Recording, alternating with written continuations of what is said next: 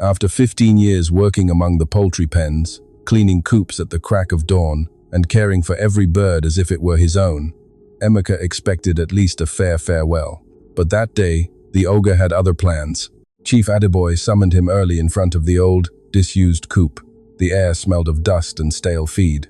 While some workers watched from the fence, curious about what was about to happen, instead of severance pay, instead of land, Chief Adeboy simply pointed to a neglected pen.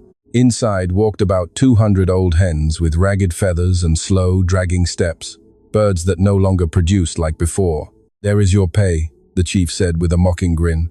"Take them if you want. They are useless to us now." Some laborers exchanged glances, others let out small laughs. Everyone knew those hens were considered a liability. Feeding them cost more than the profit they brought.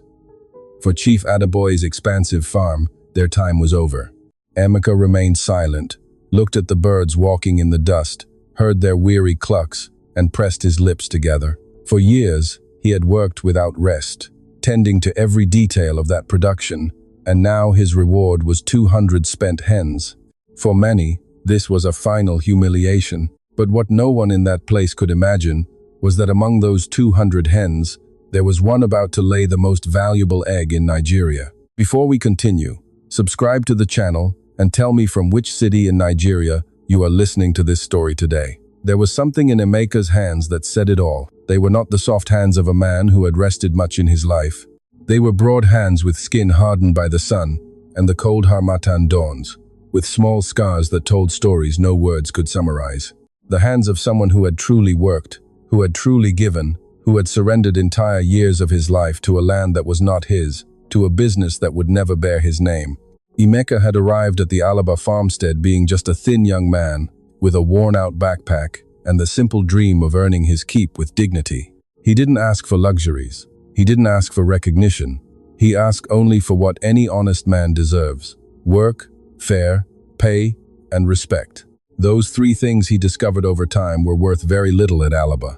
When he arrived, the farm was just a medium-sized operation, with a few rickety sheds, crumbling fences, and an egg production that barely covered expenses. But Emeka had something money couldn't buy: a natural rapport with animals. He knew how to read the behavior of the birds with a precision that was astonishing. He knew when a hen was sick before it showed symptoms. He knew which feed mixture increased production without stressing the animal. He knew, in short, every living corner of that farm with a depth that no textbook teaches. And Chief Adeboy knew it too. Chief Adeboy was the type of man who filled a room without needing to speak much, not because he was imposing in a noble sense, but because his presence came with a particular energy, a mix of quiet arrogance and bought authority. He was corpulent, always well-dressed, even on field days, with a gold wristwatch that shone brighter than anything for miles. He had a habit of pointing with his finger when he spoke, as if the whole world owed him attention. And in his world, it did. He inherited the Alaba farm from his father, a stern man, but at least honest with his workers. Adeboy, in contrast, saw the farm as a tool, not a legacy. From the first day he took the reins, he knew he needed to expand it, modernize it, and turn it into a profitable business. And for that, he needed someone who knew what they were doing in the sheds, someone who wouldn't demand too much, someone who would simply work. Emeka was that someone. Years passed. The farm grew, the sheds multiplied, the battery cages filled up, and contracts with regional distributors were signed one after another. Alaba ceased to be a medium operation to become one of the highest producing farms in the state. And in each of those stages, there was an invisible hand behind the success. Emeka's, who arrived before anyone else and left after everyone, who knew every problem before it became a crisis, who kept the production alive even in the most difficult months. But success has a curious way of making people forget, and Adeboy was very good at forgetting. The promised raises never came. The profit sharing that the chief mentioned in informal chats, always with that wide smile and a friendly slap on the shoulder, never materialized on paper. Every time Emeka tried to open a serious conversation about his compensation, Adeboy found an elegant way to divert the topic, to reduce it to a vague promise, or worse, to turn Emeka into the ingrate who didn't value what he already had. You have food here, a roof over your head, and secure work. Adebayo would tell him with a tone that mixed condescension with fake generosity. How many men in your position could say the same?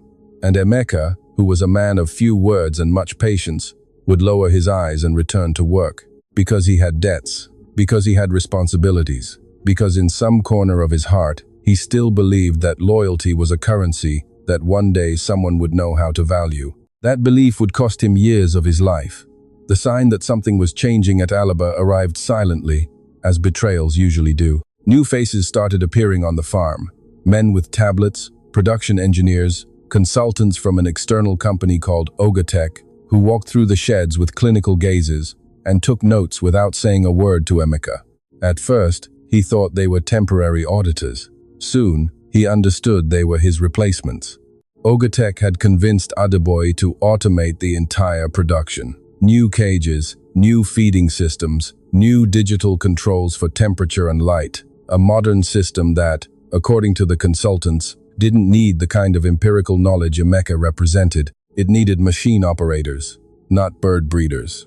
Emeka heard this from the mouth of Ngozi, the farm's administrator, a woman with a weary voice who had kept the account books for a long time and who, in her own way, had a certain respect for the property's most senior worker. I tell you this because I think you deserve to know before the others, she told him in a low voice, while reviewing papers in the small wooden office. Adebayo already signed the contract with them. Weeks. Emeka, you have weeks. Emeka left that office with a slow pace. He walked to the oldest coop on the farm, the first one he himself had reorganized years ago, and sat on a wooden crate. The hens continued their routine, indifferent to everything. Clucks, movement, dust in the air. The farm's life continued without knowing that everything was about to change for him. Weeks later, the scene that opened this story became reality. The summons from Adebayo that morning was not private, and Emeka suspected from the first moment it wouldn't be. The boss had always had a special talent for turning difficult moments into spectacles, for surrounding himself with witnesses when he delivered bad news, as if the presence of others justified what he did, or worse, made it seem more normal. There were about 8 or 10 workers nearby, some pretending to be busy with minor tasks, others simply standing with crossed arms. Also present was Tunde, the manager of the new automation system, a young man with clean boots who had never stepped in real mud. And there was Musa, the chief's trusted foreman, who had always looked at Emeka with a mix of envy and barely concealed contempt. Adebayo arrived punctually in his pristine white shirt with that watch shining on his wrist. He kept his hands in his pockets with the ease of someone who owes nothing to anyone. Emeka, he said with a tone that pretended to be friendly and sounded like anything but, you have been part of this farm for a long time. No one can take that from you. Emeka waited. He knew that what came after no one can take that from you was never good. But business changes, you see it yourself. Times change, methods change, and we need to adapt. Adebayo made a calculated pause. So we have made the decision to reorganize the team. Reorganize, the most cowardly word in the business vocabulary. I understand, Emeka said with a calm that cost him more than anyone could imagine. Good, Adebayo nodded, satisfied to find no resistance. And as recognition for your time here, we have thought of something special. It was then that he pointed to the neglected pen. The 200 old hens walked slowly with irregular feathers, the dull plumage of birds that had already given their best to that industrial farm. Hens that the new Ogatech system had already labeled as non-profitable, ready to be removed from the inventory. They are yours, Adebayo said with a smile that never reached his eyes. A gift so you can start something of your own. The silence that followed was thick. Musa let out a small laugh that he tried to hide by coughing. Some laborers looked at the ground. Tunde, the young man with the clean boots, pretended to check something on his tablet. Emeka didn't move, didn't raise his voice. There was no dramatic scene, no words he would regret later. He simply looked at the birds for a long moment, nodded slowly, and said, "It's fine, I'll take them." Adebayo, who clearly expected a more useful reaction for the spectacle he had staged, blinked for an instant. Then he regained his smile and extended his hand. That's how I like it. No complications. Emeka looked at that extended hand, shook it, but his eyes didn't have the defeat Adebayo sought. They had something different, something still, something that in the language of men who have waited a long time looks a lot like determination. That afternoon, Emeka loaded the 200 hens into the old, dilapidated truck that belonged to him, one he had bought with years of savings, and which was perhaps his only true possession. The birds settled between the noise of the engine and the dust of the road. He drove without music, without haste, without a fixed route yet, only with the weight of years of work reduced to a payment that most would have called an insult. But Emeka was not most men, and as the road stretched out before him, one of those old hens, huddled in the back of the truck, settled quietly among her companions. It was a bird of completely ordinary appearance, irregular feathers, normal size, nothing that distinguished her at first glance from any other. No one on the entire Alaba farm had looked at her twice. No one knew what she carried inside. The dirt road that led to his Uncle Bala's property was longer than Emeka remembered. Or perhaps it was that this time he was traversing it differently, with the truck loaded with old hens, the engine complaining at every turn, and the sun already setting over the hills. Emeka drove with one hand on the steering wheel and his eyes fixed on the horizon. He didn't think about Adeboy. He didn't think about Alaba. He thought about what he would do tomorrow and the day after and the one that would come after that. That was what Emeka did when life hit him. He didn't look back, not because he was insensitive, but because he had learned from a very young age that the past returns nothing. Only the future has doors. The problem was that, at this moment, he didn't see any open. Uncle Bala's property was a small plot, forgotten by time and by any kind of serious investment. There was a house with peeling walls, a wooden shed that creaked with the wind, half a hectare of dry land that in better times had served for some vegetables, and, of course, nothing like a facility for raising birds. Bala hadn't lived there for years. He had migrated to Lagos with his family and had told Emeka in a phone conversation months ago that he could use the land if he ever needed it. Emeka never imagined he would need it so soon, nor in this way. When he arrived, darkness had already fallen over the land. He got out of the truck with his whole body aching, his hands still with that slight tremor that appears when one holds back too much during the day. He opened the back of the vehicle and the hens began to move with that nervous clucking of animals that don't recognize the place. He guided them toward the shed with patience, one by one, without rushing, speaking to them in a low voice as he had always done. It was a habit that had accompanied him since his early years at Alaba, and that more than one worker had found ridiculous. But Emeka knew that animals respond to tone, rhythm, and calm. That night, he slept in the truck, not because there was no room in the house, but because he didn't have the strength to enter, clean, and organize. He reclined in the front seat with an old jacket over his shoulders and closed his eyes. It took a long time for him to fall asleep. The silence of the countryside was different from that of Alaba. There, even at night, there was a constant hum of machinery, ventilation systems, and industrial production that never stopped. Here, there were only crickets and wind, and the occasional cluck of a hen still restless in the shed. It was a silence that felt like a beginning or an end. He still didn't know which. The first days were brutal, not in the dramatic sense of the word, but in the real, concrete, physical sense. The shed needed urgent repairs before it could serve as decent lodging for the birds. There were rotten boards on the floor, holes in the roof where rain came in, and no ventilation system. Emeka worked alone for 4 straight days, buying materials with the little money he had saved, carrying wood, nailing boards, sealing holes with the cheapest materials he found in the town's nearby depot. The town was called Okeosa. It was a small place, the kind where everyone knows each other, and outsiders don't go unnoticed. Emeka went to the hardware store, to the animal feed market. In each place, he received the same discreet look of evaluation that small towns give to those who arrive with the face of having been through something difficult. It was at the feed market that he met Hector.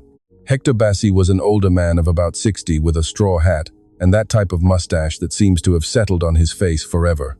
He had a small business selling animal feed and some seeds and had been supplying small farms in the region for decades.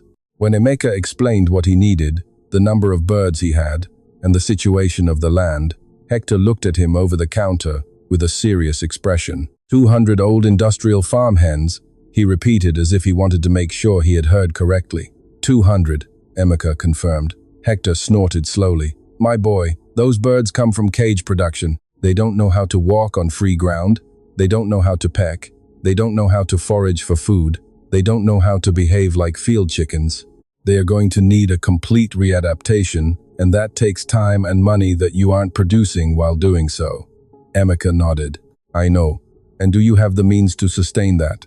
Silence. The honest answer was no, but saying no out loud still cost him. I'm getting myself organized, Emeka said. Hector studied him for another moment, then, without saying anything else, began to prepare a basic order of feed and offered him a price that Emeka knew from experience was below the normal rate. There was no speech, just that simple gesture of an older man who recognizes true effort in another man. Pay me when you can, Hector said, but pay me. It was the first good thing that happened to him since he left Alaba. The readaptation of the hens was exactly as difficult as Hector had warned. Industrial production birds are accustomed to a completely controlled environment. Artificial light, regulated temperature, feed that arrives at precise times, minimal space that requires no movement. When Emeka released them into the courtyard of his uncle's land, many simply stayed still. They didn't explore, they didn't peck, they didn't do anything that a free-range chicken does. They stayed grouped, disoriented, looking at the ground as if they didn't know what to do with so much space. Seeing them like that hurt him in a way he didn't expect. He recognized in them something he didn't want to recognize. That paralysis of someone who has been in a system for so long that it told them exactly what to do, that when freedom finally comes, they don't know how to inhabit it. It was an uncomfortable thought. He let it pass. The process was slow and required a patience that Emeka had, but that time and money did not always support. He started by letting them out into the yard for a few hours a day, mixing small amounts of grain on the ground to stimulate pecking. Some responded sooner than others. The younger ones in the group, the ones who perhaps had spent less time in the industrial cages, began to move more naturally after the first week. The older ones took longer, but all of them were advancing. Emeka kept a simple log in a spiral notebook he had bought in Okeosa. He noted the behavior of the birds, which ones ate well, which ones showed signs of stress, which ones were starting to produce, even if irregularly. It was the same method he had always used, without apps or technology. Direct observation, handwritten logs, accumulated memory of years. The initial production was almost non-existent. 2 eggs, 5, sometimes none. The hens were in a process of physiological recovery, adapting their bodies to the new environment, to different food, to the natural cycle of sunlight instead of artificial light. Emeka knew this was normal. He knew it with his head. But when he reviewed the notebook at the end of the day and saw the numbers, the weight in his chest was hard to ignore. The news of what had happened at Alaba reached Okeosa sooner than Emeka expected. It didn't come officially, or with any kind of intention. It came as news always arrives in small towns, through conversations, loose comments, someone who knows someone who works somewhere. And the version circulating wasn't exactly favorable for Emeka. He heard it for the first time in the hardware store without wanting to. 2 men were talking near the tool shelves, not knowing that Emeka was in the aisle next door choosing screws. The guy who looked after the chickens at Alaba, said one. They say Adeboy fired him because he didn't want to adapt to the changes. He got difficult with the new methods. And what does he do now? Asked the other. Nothing. They say he kept some old hens that nobody wanted. He's on that abandoned land of Old Bala, trying to do something with that. A pause. Poor man. The poor man was what hit him the hardest. Not the lie about his attitude at Alaba, not the distorted version that Adeboya or his associates had planted, but that phrase spoken with genuine pity, that small-town compassion that sometimes feels heavier than contempt. Emeka put the screws on the counter, paid without saying anything, and left. He walked to the truck, sat inside for a moment with his hands on the steering wheel, and breathed slowly. Outside, Okeosa continued at its quiet pace. A woman was crossing the street with market bags. A dog slept in the shade of a tree. A child was chasing something on the opposite sidewalk. Life went on. It always went on. Emeka started the engine and returned to the land. The night of the 10th day was different. Emeka was doing his usual nightly round of the shed, checking that the birds were settled, that there was no one with signs of illness, that the improvised ventilation system was working. It was a routine he did with a small flashlight, walking slowly among the birds, looking and listening. That was when he noticed the hen in the corner. It was a bird that had caught his attention from the first few days, without him being able to explain exactly why. There was something in her different from the rest. even though at first glance she seemed the most ordinary of the group. She was of medium size, with feathers of that dull brown that doesn't stand out in any way. She wasn't the most active, nor the quietest. She wasn't the first to adapt, nor the last. She was, in every visible sense, completely normal. But Emeka had learned a long time ago that the most interesting thing in a coop is rarely found in the obvious.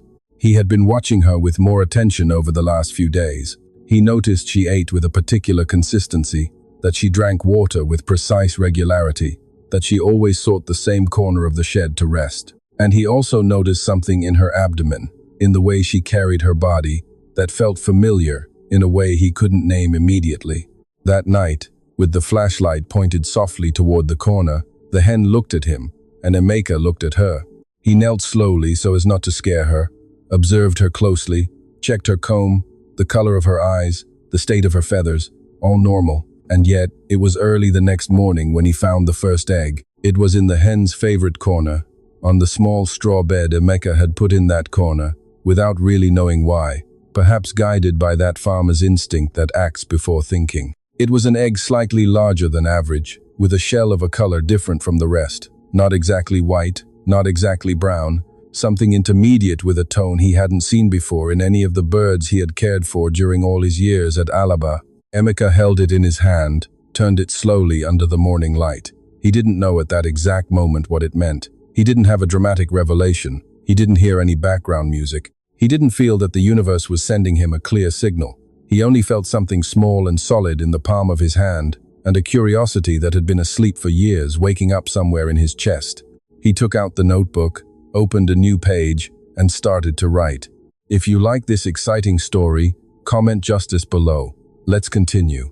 Emeka spent 3 days studying that egg. It was not the behavior of a normal man. He knew that. Any other breeder would simply have collected the egg, noted it in the register, and followed through. But there was something in that simple, oval object that wouldn't leave him alone. A quality he still couldn't name, but which he recognized the same way a musician recognizes a slightly off-key note, without needing to explain why. The shell was the first unusual element. It wasn't the smooth, uniform texture of industrial production eggs, that almost perfect surface that results from decades of genetic selection oriented towards scale productivity. It was slightly rougher, with a subtle variation of tonality that changed depending on the angle of the light. When Emeka held it against the morning sun, he saw small variations of color, ranging from light beige to soft amber, as if the inside of the egg had influenced the outer layer in some way. That wasn't normal, or rather, it wasn't common. He broke the egg on the 4th day. He did it over a white plate, slowly, with the care of someone opening something that might not repeat. The yolk fell to the center with a firmness different from usual. It was higher, rounder, with a color that went beyond conventional yellow. In it, there was a tone that approached deep orange, that color Emeka had only seen in eggs from hens raised in total freedom, with access to a real diversity of food, pasture, and sun. But that hen had been on that land for less than 3 weeks. There wasn't enough time for natural feeding to have produced that result, at least not according to the parameters Emeka knew.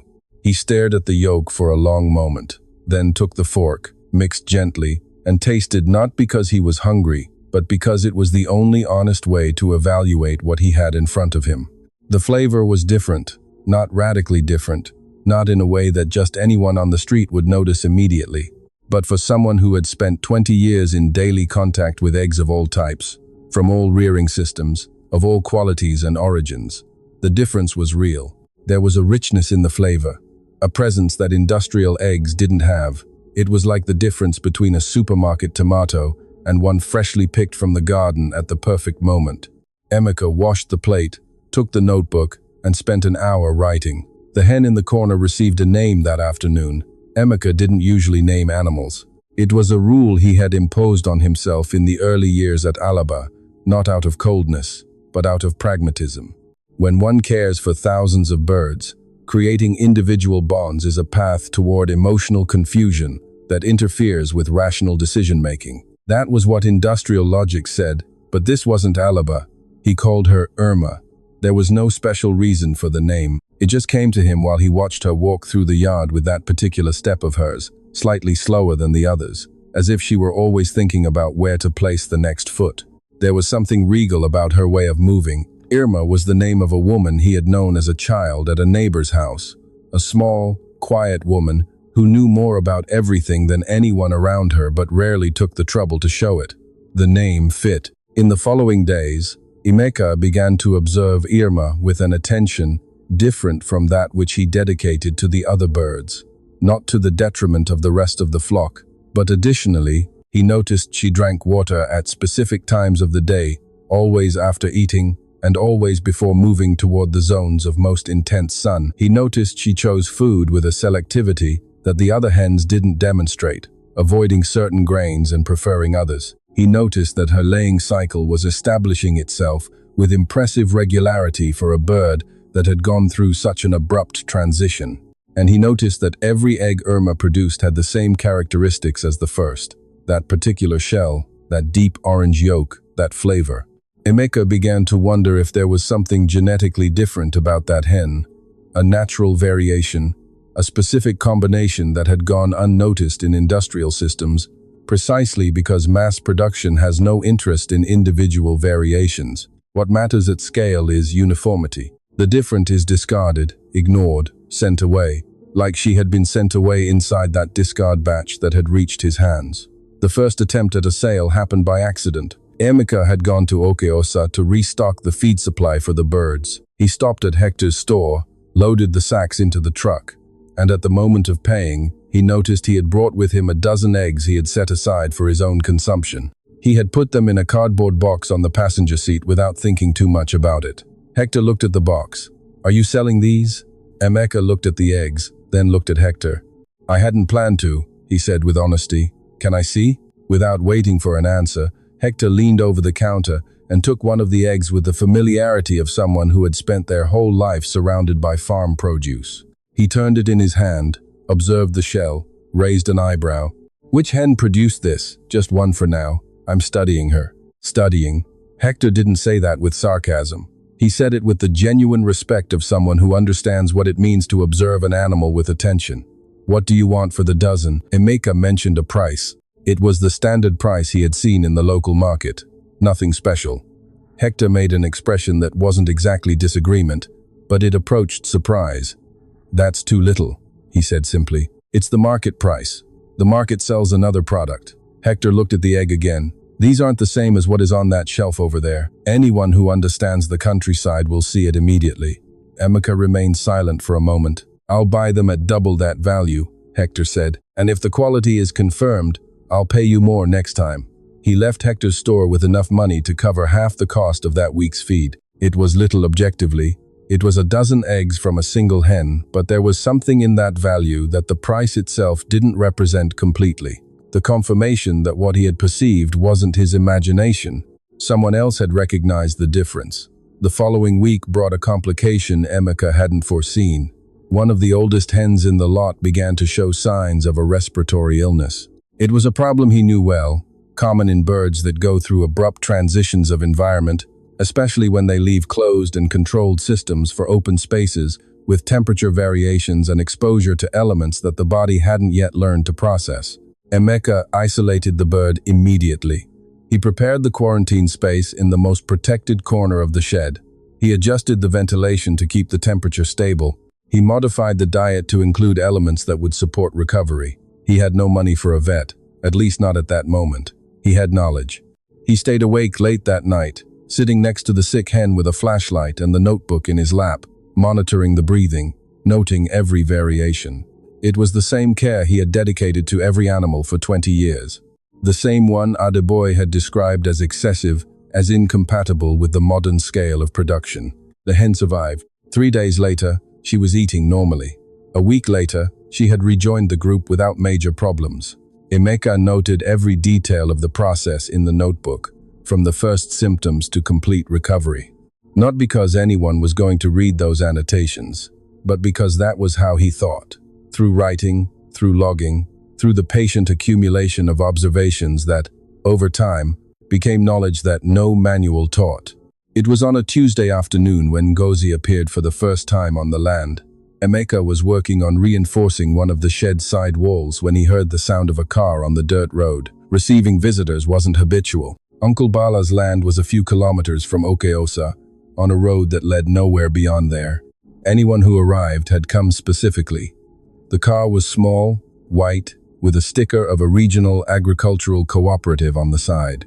The woman who got out must have been about 40, dark hair pulled back in a practical bun, clean field clothes but clearly used for real work. She carried a folder with notes and had that air of someone who is accustomed to arriving at places without notice.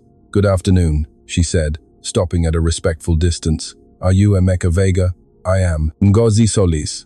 I work with the regional cooperative." She didn't extend her hand immediately, only observed around with eyes that clearly evaluated everything professionally. "Hector Bassi told me about you." Emeka wiped his hands on his trousers and waited. "He showed me the eggs you sold him," Ngozi continued. "I asked some questions." A pause. "I have more questions." It wasn't a question. It was a statement waiting for an answer. Emeka considered for a moment. Then he made a gesture toward the shed. "You can see everything," he said. What followed was an hour and a half of conversation that Emeka hadn't expected to have so soon. Ngozi wasn't just someone from a cooperative. She was a zoo technician with years of experience in alternative production chains, specialized in the reintegration of industrial system birds into free-range systems. A small but growing niche in the regional market. She had seen many attempts. Most failed in the first 3 months, not because of a lack of effort, but because of a lack of the type of knowledge that isn't learned in a classroom. When they reached Irma's corner, Ngozi stopped. She observed the hen for a long time without saying anything. Then she crouched with that familiarity of someone who had spent years doing exactly that gesture and observed her closely. "How long has she been here?" she asked. 26 days. "And she's already producing with that consistency?" "Yes." Ngozi stood up slowly. Emeka saw in her the same process he himself had lived days before, the attempt to fit what she was seeing into a known model, and the slight resistance that appears when the model doesn't fit entirely. "I'd like to bring someone to see this," she said finally. "Whom?" "A buyer. She supplies restaurants in the city. She has been looking for a differentiated egg supplier for months who can maintain quality consistency." Ngozi looked at Emeka directly. "Can you maintain consistency?" It was the right question. And Emeka knew at that moment that the honest answer was the only one worth giving. "I'm still understanding what I have here," he said. "But yes, I think I can." Ngozi wrote something in the folder. "I'll call her tonight." That night, Emeka sat outside the shed for a long time, looking at the open sky of Okeosa. There were many stars, that kind of sky that the city completely extinguishes and that the countryside returns with a generosity that sometimes surprises. He thought about Adeboy, not with rage that had already passed, but with that cold clarity that arrives after emotion settles. Adeboy had bet on scale, uniformity, measurable efficiency. It was a rational bet within a system that rewards those things, but there were other bets, and some of them began with a single hen in a shed corner, producing eggs that no one had ordered, in colors that no one had programmed, with a flavor the market didn't yet know it was looking for. Emeka opened the notebook to the last written page, read the annotations from the last few days, then he turned to a blank page. At the top he wrote 2 words, "Next step," and he started to write. Marina Fonseca arrived on a Thursday morning with a car that didn't match the dirt road. It was a black SUV, too clean for that region, with tires that clearly hadn't stepped on much gravel in their life. Emeka saw her arrive from the house window, where he had slept for the first time the previous week, after finally cleaning and organizing the minimum space necessary to make it habitable. There was a bed, a table, 2 chairs, and a kitchen that worked most of the time. It was enough. Ngozi got out of the passenger seat before the car finished stopping. Marina Fonseca got out from the driver's side, with the deliberate calm of someone who has learned not to show haste in business situations. She was around 50, gray hair cut short, simple but visibly quality clothing. She wore only one thick ring on her right hand, and no other accessories. She was the type of person who had decided long ago that she didn't need adornments to be taken seriously. Emeka wiped his hands on a towel, grabbed the notebook out of habit, and went out to greet them. "Marina Fonseca," she said, extending her hand firmly. "Ngozi told me about your work here, Emeka Vega." The handshake was brief and direct. Marina was already looking around while greeting, doing that silent evaluation. Emeka had learned to recognize in people who make decisions frequently. It wasn't impoliteness, it was efficiency. "Can I see the shed?" she asked. "You can see everything." Marina Fonseca owned two companies that, on the surface, seemed to have no relationship to each other. The first was a food distributor for high-level restaurants in the city, providing selected products to establishments that charged enough to care about the origin and real quality. The second was a small consultancy that helped rural producers structure direct supply chains, eliminating intermediaries and increasing the margin for both the producer and the restaurant. Ngozi had explained all that in a quick call she made to Emeka the night before. She had also said something that Emeka kept with attention. Marina doesn't close deals out of sympathy. She closes deals when she sees what she's looking for, and has been looking for it longer than she admits. That was useful information. In the shed, Marina repeated the same process Ngozi had done days before, but with detailed differences that Emeka noticed. Ngozi had looked with the eyes of a zoo technician, evaluating animal health, environmental conditions, handling practices. Marina looked with the eyes of someone who needed to translate all that into a promise she would make to a demanding chef. They were distinct perspectives, both necessary. When they reached Irma's corner, Emeka didn't have to say anything. Marina stopped on her own in the same way Ngozi had stopped days before. There was something about that hen that grabbed attention, even for those who didn't know exactly what they were looking at. "Is this the one that produces the eggs Hector showed me?" she asked. "Yes, and the others are in the process of adaptation. Production is increasing gradually. Some are already showing characteristics similar to hers, although less pronounced." Marina looked at Emeka. Less pronounced. In what sense?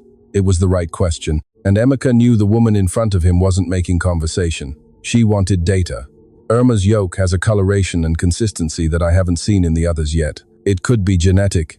It could be behavioral. I've been watching for weeks, and I still don't have certainty about the cause. He opened the notebook to the page of Irma's records. "This is what I have documented so far." Marina took the notebook, read in silence for several minutes. Emeka waited without trying to fill the silence with unnecessary explanations. When she returned the notebook, there was a different expression on her face, not enthusiasm, which would have been premature, something more like recognition. "You know what you are doing," she said. It wasn't a compliment, it was a realization. "I'm learning what I have here," responded Emeka, repeating what he had told Ngozi days before. "But I know how to raise chickens." They went to the kitchen table to talk numbers. Emeka had prepared coffee, the only gesture of hospitality the space allowed. Marina took a cup without commenting on the Spartan environment of the house. Ngozi remained standing by the window, letting the two lead the conversation. "What can you provide now?" asked Marina directly. Now, at this moment, consistently, a dozen per week of Irma's eggs, perhaps 2 if her rhythm holds. "That's very little for what I need, I know. In how much time do you estimate the general production of the flock will reach a quality that might interest me?" Emeka thought for a moment. It was the question he had been calculating mentally for days, filling pages of the notebook with estimates based on direct observation and decades of experience that no spreadsheet could fully replace. 2 months to have a small but consistent volume. 4 months to start talking about real scale. But there is a condition. Marina lifted her chin slightly, waiting. "I need capital to improve the infrastructure. The current shed supports what I have today, but to grow with the quality you are looking for, I need structured external space, a pasture rotation system, and specific supplemental feeding." Emeka didn't look away. "I'm not asking for an investment. I'm being transparent about what is necessary to deliver what you want within the deadline you want." There was a silence that lasted long enough to be uncomfortable for anyone who hadn't learned to stay quiet when necessary. Marina rotated the coffee cup in her hand. "And how much would that structure cost?" Emeka opened the notebook to a page he had prepared specifically for that conversation. Organized numbers, detailed estimates, 3 different scenarios, depending on the level of investment. He had spent 2 nights making those calculations, with the same attention he dedicated to the birds' records. Marina analyzed the page, then looked at Ngozi, then back at Emeka. "You prepared this before I arrived?" "Yes. I knew you were going to ask. I knew any serious person would ask." Something crossed Marina's face that approached a smile, but it only arrived halfway. The proposal Marina put on the table wasn't what Emeka had expected. It wasn't a simple supply contract of the type he had imagined during the previous nights. So many dozens per week at so much per dozen, payment on such and such date, but something more structured and at the same time more demanding. Marina proposed a supplier development agreement. She would finance part of the infrastructure improvements in exchange for supply exclusivity for a period of 1 year. Emeka would maintain total autonomy over the breeding decisions without interference in the methods. In exchange, he assumed volume and quality goals that would be evaluated monthly. If the goals were met, the price paid per dozen would be 4 times the conventional market price. If they weren't met, the investment would be returned in installments deducted from future supplies, without interest but with a defined deadline. It was an agreement that protected Marina without destroying Emeka if something went wrong. It was also an agreement that demanded from Emeka something more difficult than any physical effort, trusting that what he had built in the last few weeks was real and putting it into practice under the pressure of measurable results. "You have until Friday to decide," Marina said, getting up from the table with that efficiency that seemed to be her natural speed. Not because she was in a hurry, but because decisions that remain open for too long usually don't get made. She left a printed sheet on the table with the basic terms. Emeka looked at the paper after the black car disappeared down the dirt road. Ngozi had stayed. "What do you think?" asked Emeka. "I think she rarely offers this to anyone." Ngozi sat back down in the chair. "And I think you know it." "I know. So, what's the doubt?" Emeka remained silent for a moment. Then he said something he had been thinking since the instant Marina started talking about goals, deadlines, and exclusivity. "The doubt isn't about her. It's about Irma." Ngozi waited. "What Irma does, I still don't know how to explain. I don't know if it's replicable. I don't know if the others are going to reach that, and I'm about to sign a contract that presupposes that they will." Ngozi considered that with the seriousness it deserved. "Is there another way to find out?" she finally asked. Emeka looked at the paper on the table, the notebook by his side, the window that looked out to the shed where Irma walked through the yard with that deliberate step that had become familiar. "No," he said. "Then you already have the answer." Emeka signed on Friday morning in a brief meeting at Marina's office in the city. He returned to Okeosa with a check deposited in the account, a list of materials to buy, and a deadline that started running from that day. On the way back, he stopped the truck on the side of the road for a few minutes. Not for any practical reason. Just to stay still for a moment before everything truly began. He thought about how he had arrived there, in Adaboy's office that morning that seemed from another time, at the batch of hens that nobody wanted, at the dirt road he had traveled without knowing what he would find in Hector. And at that simple phrase, "Pay me when you can, but pay me," he thought about Irma, and he thought there was something profoundly correct, that the future of all that was supported by a hen, the system had discarded as valueless. There was a logic to that which the industrial world couldn't see because it wasn't looking with the right eyes. Value wasn't always where the system expected to find it. Sometimes it was exactly where no one had thought to look. In a shed corner, in a shell with amber tones, in a deep orange yolk that didn't fit any established standard. Emeka started the engine. He had work to do. The first days after signing the contract were of constant movement. With the capital available, Emeka immediately began the structural improvements he had planned. He hired 2 local workers recommended by Hector, middle-aged men with experience in rural construction and that practical way of solving problems with what's at hand that only someone who spent their life working in the countryside develops. The work was fast because it had been well planned. In 10 days, the shed had substantial ventilation improvements. The outer yard had been divided into sectors to allow pasture rotation, and a supplemental feeding area had been installed with controlled access. It wasn't a premium farm installation. It was a functional installation built with intelligence and without waste. Emeka accompanied every stage of the work, not out of distrust of the workers, but because that was how he operated. Every construction decision affected the behavior of the birds. The angle of natural light entering a shed influences the circadian cycle of the hens. The position of the drinkers in relation to the resting points affects water consumption. The texture of the outer floor determines the type of exploratory behavior the birds develop. They are details that technical manuals mention in footnotes. Emeka treated them as main chapters. It was during the second week of work when something happened that he hadn't foreseen. One of the hens that had arrived in the original batch, a bird Emeka had classified in the first few days as average yield without particular characteristics, began to show a different behavior. She had started to follow Irma, not constantly, not as a fixed behavior, but there was a visible pattern.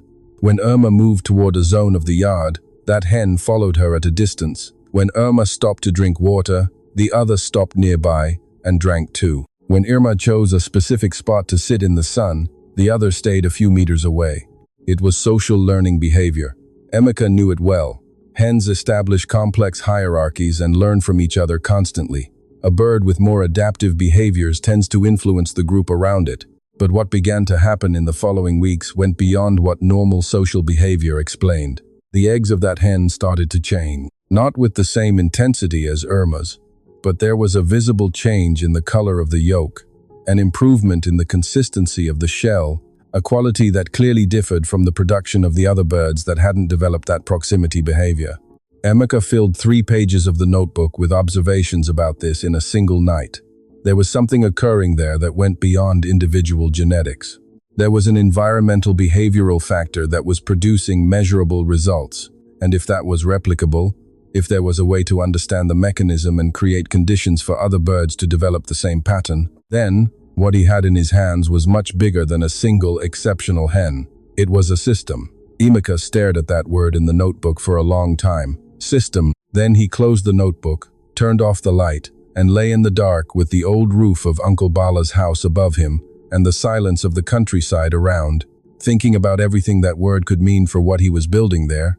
On that forgotten piece of land, the world hadn't yet looked at with attention, but was beginning to. The chef was called Rodrigo Salas. He was 42 years old, with large hands marked by old burn scars, and the look of someone who has dedicated so much time to observing ingredients that he can no longer look at a dish without mentally decomposing it into its parts. He ran a small restaurant in the city center, 22 tables, no background music, no excessive decoration, just food. Marina had mentioned him briefly during the signing of the contract. Rodrigo is the first one I bring something new to. If he is convinced, the rest will follow. Emeka hadn't forgotten that phrase. The first delivery happened on a Tuesday morning, exactly 8 weeks after the contract was signed.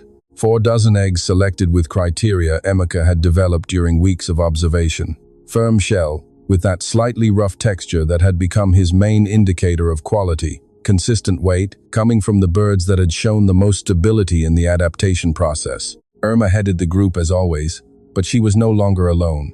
6 more hens were producing eggs with characteristics that approached hers, with a consistency Emeka had documented page by page in the notebook. The social learning behavior he had observed weeks earlier hadn't been an isolated event.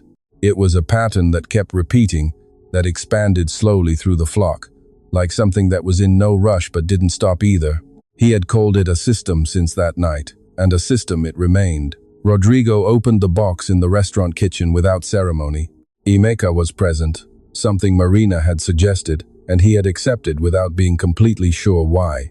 Perhaps because there was something in him that needed to see the reaction firsthand, without filters, without the translation that inevitably occurs when information passes through intermediaries.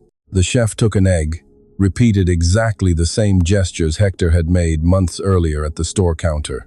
He turned it in his hand, observed the shell, brought it to the light, then broke it over a white bowl with the precise movement of someone who has broken tens of thousands of eggs in his life and knows in his fingers the difference between one and another. The yolk fell to the center. Rodrigo didn't say anything for a moment. He stared with that particular attention Emeka recognized because it was the same one he used, the same one that has no technical name, but that anyone who works closely with the living develops over time. Then he tasted only the yolk with the tip of a finger, as one tastes something one wants to understand before judging. The silence that followed lasted perhaps 10 seconds. For Emeka, it seemed considerably longer. "How many hens produce like this?" asked Rodrigo finally, without looking up from the bowl. 7 consistently. The rest of the flock is in development.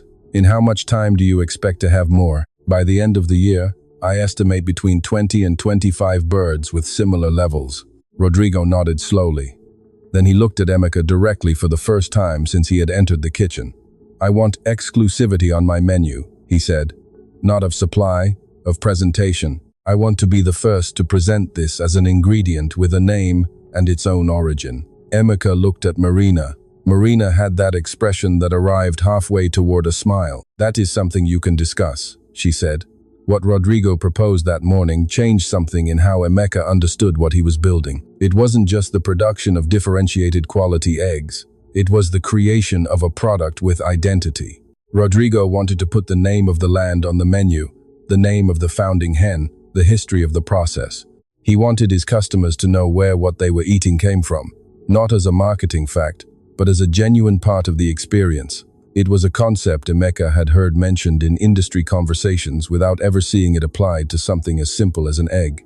But it made sense. It had a profound sense that connected with something he had known from the beginning without knowing how to name it. That the difference between an ordinary product and an extraordinary one isn't always in the product itself. It's in everything that surrounds it, in the invisible care, in the decisions no one sees, but that accumulate and end up appearing in the flavor, in the texture, in that quality people recognize without being able to explain. Irma wasn't just a hen, she was the proof that paying attention produces results that indifference can never reach. The months that followed were the most intense Emeka had lived since his first years at Alaba, but with a fundamental difference. Now he was working for something that was his own. The flock grew with care.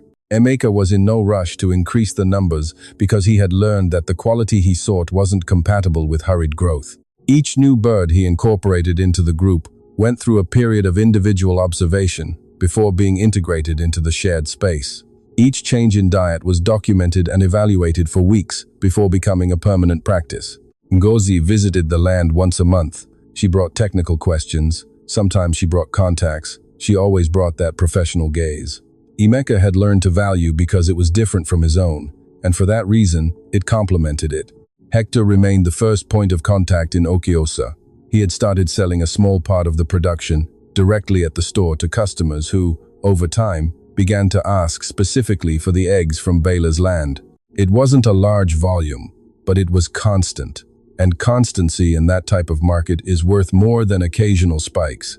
It was on an October afternoon when Emeka found something in the notebook that stopped him. He was reviewing the records from the first days, looking for a specific piece of data about the initial laying cycles. When he reached the page where he had noted the moment he received the discard batch, he read his own words with the distance that time gives. 47 birds, none with apparent commercial value, according to Alaba standards. Transport in minimal conditions. General state deteriorated, but recoverable. Then a few pages later, Irma, first egg. Something is different here. I don't know what yet. Emeka closed the notebook slowly. He thought about Adeboy signing the discard order without looking twice at the list. He thought about the years he had spent inside a system that measured the value of things solely by their immediate performance, and that, for that reason, was structurally incapable of seeing what didn't fit into its own categories. There was no bitterness in that thought, only clarity. Adeboy's system wasn't evil, it was limited. And limited systems discard what they don't understand. They always do. It's their only way of operating. What Emeka had learned on that land with the old roof and the dirt road was that discarded value doesn't disappear. It waits sometimes in a shed corner, sometimes in the hands of someone who still knows how to look with the right eyes. On the night of the launch at Rodrigo's restaurant, Emeka didn't go. Marina had invited him. Rodrigo had invited him. It was a small event, just for regular customers and some food journalists who covered the local scene. But it was the moment when the work of months would come out for the first time to a wider world. Emeka preferred to stay in Okiosa. Not out of shyness, though, there was something of that, but because there was something in him that felt his place remained. The land, the shed, the notebook open on the table, the work that mattered happened there, in that silent space where small decisions accumulated patiently until they became something others could take to a 2-2 seat table and present with a name and an origin. That night, while Rodrigo was serving in the city, Emeka walked through the yard with a flashlight. The hens were sleeping. The air had that dry October cold that in Okiosa arrives early and stays. Irma was in her usual corner with that stillness she had, even when sleeping, that quiet presence that from the first day had communicated something Emeka had never managed to put into words entirely. He stood in front of her for a moment. "Thank you," he said in a low voice. It wasn't a sentimental gesture, it was simply honest. Marina's message arrived past midnight. Rodrigo presented the dish. 3 journalists asked about the supplier. One wants to do a feature. Get ready. Emeka read the message twice, then left it on the table and opened the notebook to a new page. At the top, he wrote the date. Underneath, he started to note the observations of the day. The behavior of 2 young hens that showed promising signs, an adjustment in the pasture rotation he wanted to try the following week, a question about feeding that Ngozi had left pending. Tomorrow's work was already waiting, and Emeka Vega, whom the system had sent away with a toolbox and 20 years of experience that no one wanted, remained exactly where he needed to be, with the notebook open, the pen in his hand, and the quiet certainty of someone who knows that paying attention is always the beginning of everything. Comment if you liked it and subscribe to the channel so you don't miss more beautiful stories like this one. May God bless you.